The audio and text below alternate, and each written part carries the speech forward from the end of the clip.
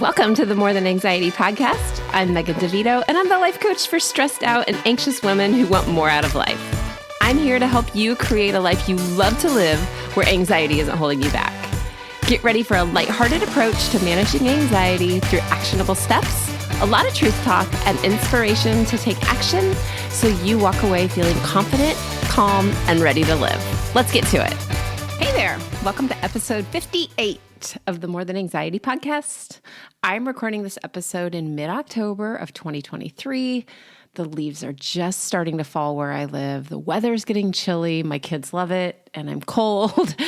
I'm also just getting back from a quick getaway last week to Boston, where I got to celebrate my oldest daughter's 21st birthday with her and with my mom. And it was so much fun and such a blessing to be able to be in Boston and also to head back to Indiana, where I live. I love traveling, and I've gotten to do it a lot this year. I also love heading home, but if I'm being honest, on my way home, I usually start expecting a mess. But that did not happen this time. My youngest daughter totally cleaned, and it was so sweet of her because I'm positive she didn't make the mess. I'm pretty positive anyway. I'm just thinking it was probably my husband and my teenage son, and she picked up after them. And I'm so appreciative of that. She was incredible, and I'm a super lucky mama. She saved me all kinds of stress because I do get stressed out. I like to come home to a clean house. And sometimes when you leave your kids at home and your husband at home, that doesn't always happen. I get really stressed out when things are messy. And one of the things that I can't control right now that's kind of bothering me is our pool.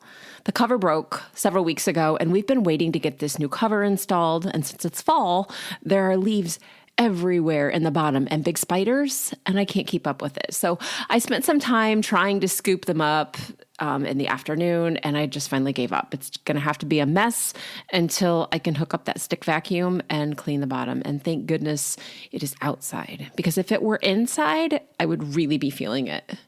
If you notice that messes and clutter make you anxious or grouchy or overwhelmed, you are in the right place, because this episode is all about anxiety and clutter. Fun fact for you. I'm going to have a ton of statistics, first of all, in this episode. But did you know that according to the Anxiety and Depression Association of America, women are almost twice as likely as men to experience an anxiety disorder at some point in their lives? There's your first statistic. Your second one is, though, that 82% of women say that they feel more anxious in a cluttered home. Make no mistake, guys. I know this isn't woman specific. It's not our own exclusive club. I know you are struggling as well. And one of the things that I've noticed is that I've heard from more men in the last year than I ever have in my coaching business. So anxiety is not a ladies only club. And from what I've seen in the past year or so, more men are finally speaking up and letting people know that they're feeling anxious and overwhelmed as well. I've coached men and teenage guys who are really struggling with anxiety. So even though it's more common in women, I see you guys, and this episode is for you too. Let's go ahead and dive in and talk all about anxiety and clutter and how it makes you feel and how you react. I told you a minute ago about how the leaves in my pool are kind of driving me crazy because I just want them out of there and I want the thing closed. They're not in my house, so I wouldn't go so far as to say they're making me anxious. But the mess is on my mind, and it will be until that pool is closed. And maybe you're thinking, okay, so Megan is a compulsive cleaner. Or maybe you think that I wash my walls down once a week or something like that. I assure you that is 100% not true. I really don't. I do have some stuff that is always dirty in my house. It happens. There's a lot of people and 2 dogs living here. I'm not really a deep cleaner unless things are blatantly dirty, like toothpaste in the sink or the toilets look yucky. But dirty is things like those 2 things that are maybe unsanitary. But clutter is different. Clutter is the mail that you toss on the counter because you get distracted by something else. Or it's the laundry that needs to be folded that you just kind of set in the basket on the floor. It's those little things that pull your energy and your focus and your attention away and start to drive you crazy. It's the stack of bills and random papers on your desk, whether it's your work desk or if you're a teenager listening, your desk where you do your homework. And all of that clutter makes you feel like things are out of control. Even if you are a person with ADD or ADHD where you are like, no, I love my clutter. I know where everything is. I absolutely believe you that you know where everything is. I truly do. But I also know that that clutter can cause you to feel stressed out. It can make you feel unorganized. It can make you feel anxious. And that's what we're going to talk about. Clutter has been absolutely proven to exacerbate anxiety. So a cluttered environment often leads to a cluttered mind, which can increase your stress and anxiety levels. So for me, I'm sitting in my office bedroom, and behind me, there is some clutter. My oldest son has been moving things back and forth between his apartment and our house and just trying to figure out where he fits and trying to get settled. But my desk right now is clear. For me, when my desk is messy, or I was just working up in the kitchen a few minutes ago and there was stuff everywhere. The dogs had tracked in dirt and there was some dust, like I could see it on the furniture, all these things that's just cluttery. And there's these tomatoes that I need to chop up and put in the freezer so that I can freeze them for the winter. All of these things are sitting out and I could feel it building. I couldn't focus on trying to write a podcast episode. I couldn't focus on trying to do anything. I was here, there, and everywhere. And I finally just said, screw it. And I got up and I cleaned things up and got things organized.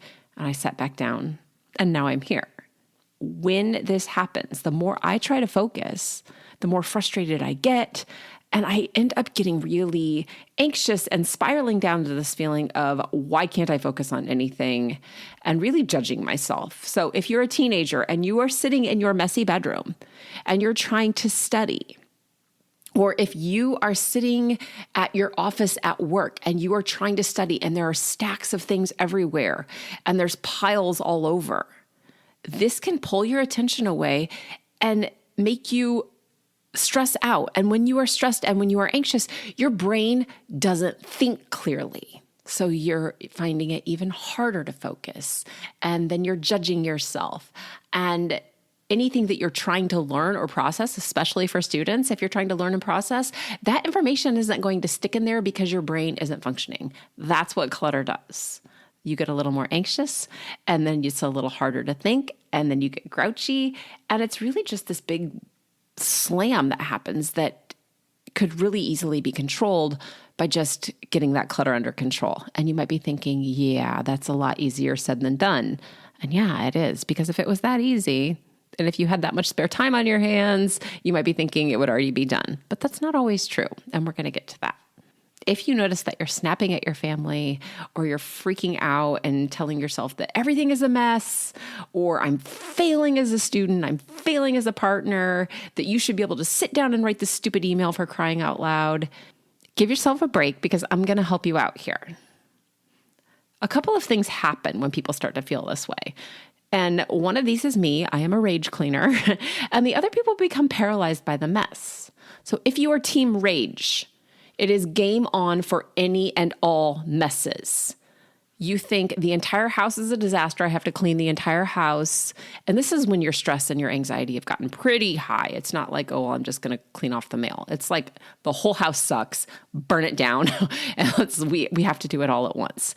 This can cause you to rage clean. And I've been known to do this. And a lot of times I do this right before I have to go do something. I told you I like to come home to a clean house when I'm on vacation, which means I clean like a maniac before I leave for vacation, but also before people come over. That's a whole different conversation. But this can start with just trying to focus on a project or an email, or even that feeling of anxiousness in your body that you can't quite put your finger on. You know that feeling where you're anxious, but you don't really know why? Whatever it is that trips your trigger, clutter pulls your attention, and suddenly you have this need to purge the junk drawer or do something crazy like vacuum the curtains or clean out the pantry when you were just trying to write an email a minute ago. That's how clutter puts a stop on what you're trying to accomplish and how you can start to get more stressed out and more anxious. Obviously, none of this is necessary because you just need to write the email and it's just one thing. But that's not where your brain goes. And I know I'm not alone out there. I know that you guys do this too because I've heard you talk about it on coaching calls with me. But on the other hand, if you are on team paralysis, You might look at the clutter. It might be dishes in your sink or the laundry that you need to pick up, and you instantly feel overwhelmed and guilty. So you find yourself wondering why you just can't keep things picked up and put away. But the more you look around, instead of rage cleaning, the more you judge yourself and you feel worse. So you start to feel more anxious and you just avoid all of it because it feels like too much. And you tell yourself things like, I'm a hot mess or I'm a slob, when in fact, you just have a couple of things that need to be organized. Either way, let's talk about what has to happen. First of all, I want you to know that one of the things that happens with this clutter that makes it so beneficial just to find some way to get it cleaned up is that it gives you a sense of control. And so many times when you're anxious, it's because you want control of something. Clutter feels disorganized. It feels like things are out of control or out of order. Your brain likes order. So cleaning up that clutter gives your brain that little happy hit of dopamine at once, and it helps you bring some peace and some sense of maybe things being level in your house again. So here's what we're going to do. First things first, you have to stop telling yourself that you're a hot mess or a slob and realize that the pictures that you see on TV or that post on Instagram, whatever it is that's making you think you're doing it wrong, that's not real life. You are a human being with human things like junk mail and cereal bowls. You're busy, and sometimes mail gets tossed into a pile and the laundry takes a back seat to other things that you have to do. So give yourself a really big helping of grace. There's nothing going on here that you can't clean up and that you can't solve with a simple decision and a little bit of time. Next, whether you're feeling anxious and the clutter is making it worse, or you're looking at the clutter and it's making you feel anxious, exhale. Do not inhale. Exhale first. Take a few slow, intentional breaths until you feel your body relax.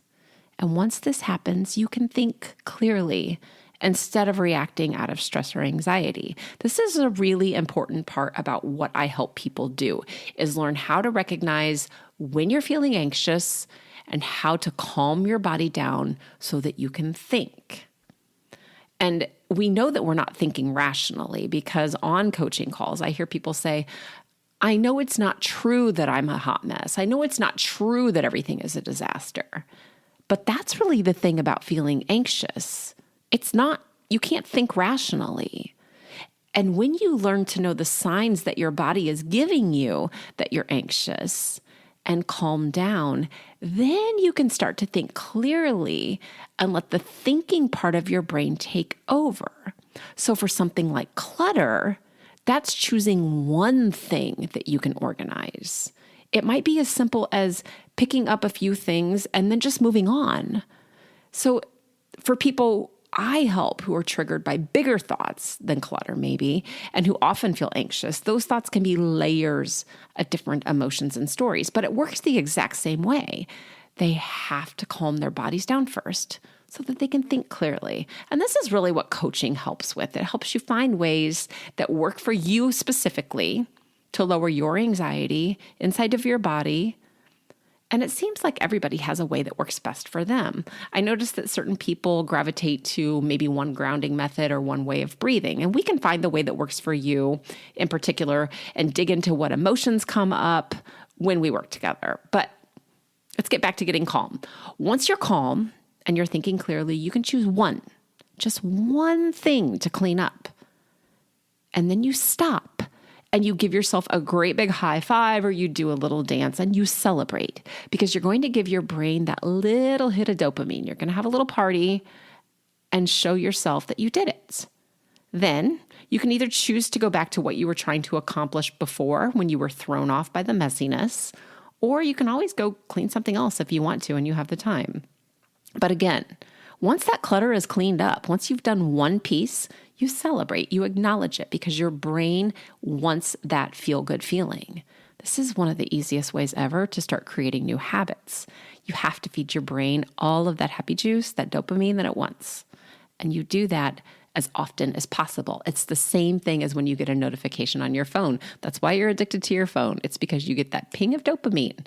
It's the same thing if you're addicted to having a glass of wine in the afternoon, or people who get addicted to running, which I will forever swear is not a real thing, but it is. People are addicted to that. Not me, obviously, but some people are. Anything like that, it's because your brain craves that dopamine. So celebrate. As soon as you've cleaned up a mess, do a little dance, tell your brain good job, and then move on. Why would you do this? Why not just leave the clutter? Why not just get over it and figure out a better way? And here's why. Studies have shown, here's your next statistic, by the way, 72% of people report reduced stress levels after decluttering. And what we know about stress is that stress, the longer it's there and the longer it's left to simmer, the more cortisol that you build up in your body, the more anxious you become. Stress creates and feeds anxiety. We want to lower those stress levels because it's going to lower your anxiety levels. Decluttering doesn't just make your house look better. It has real mental health benefits. You feel happier. You're more confident and less anxious. Your motivation goes up and you're less stressed. And when you're less stressed, you get to sleep better. So you're more productive the next day, which means you have less clutter and you are thinking clearly. If you're feeling stuck, working with a coach like me can provide you with the guidance on how to get started with both the decluttering, yes, and with feeling less anxious and stressed overall. Ready? Next statistic. I told you there were a ton of them. Studies have shown that 90% of individuals who worked with a coach reported a significant decrease in clutter-related anxiety. That is crazy. Those are some solid stats. So if you fall into this category of people that says, well, how do I know this is actually going to work for me? The odds are pretty great. The people I've worked with who've cleaned up the clutter in their lives are seeing enormous changes, not only in how much clutter's in their house, but how they feel about themselves, how they relate to their partners and their kids, how they spend their free time. They're more confident. They're sleeping better. They're moving their bodies. I could go on and on and on. You can talk to me how I can help you by going to the show notes and scheduling a consultation call. I'll have the link to my calendar there. The consultation call helps you find out what's actually keeping you anxious. So you get to see what decisions you're making now based on fear instead of on fact. You get to take a really cool glimpse into what life will be like when you're not anxious anymore. You see the benefits outside of your own life and how feeling calm or feeling confident helps you, but also your family or your coworkers or your job or your friends, everything. It's just so ongoing and it's just this big chain reaction. You get to find a solution that will work for you. And you get to trust that you know yourself better than you thought you did. This is one of the coolest things. I'll ask people what's working and they say nothing. And then I'll say, okay, is there anything that helps you? Which is kind of the same question. And suddenly they'll say, these things help. And I'm like, okay, so you do know. And when you stop and you really give yourself credit for what's already going well, you set yourself up for so much hope and so much progress. Plus, the consultation call's free. And you get to ask me all the questions you have right now about anxiety or about coaching or whatever else is on your mind. So I hope this episode was helpful for you, that you have some motivation to pick up the mail, put the cereal bowls in the dishwasher, whatever you've got to do. But thank you for joining me on this episode. If you found this helpful, please leave a review and don't forget to subscribe so that you are first in line when a new episode drops every Tuesday morning. If I don't talk to you on a call beforehand, I will be back next week. Take care. I hope you enjoyed this episode of the More Than Anxiety podcast. Be sure to subscribe and leave a review so others can easily find this resource as well. And of course, if you're ready to feel more relaxed, have more energy, more confidence, and a lot more fun, go to megandevito.com/work with me or just to the show notes to talk to me more about coaching. See you soon.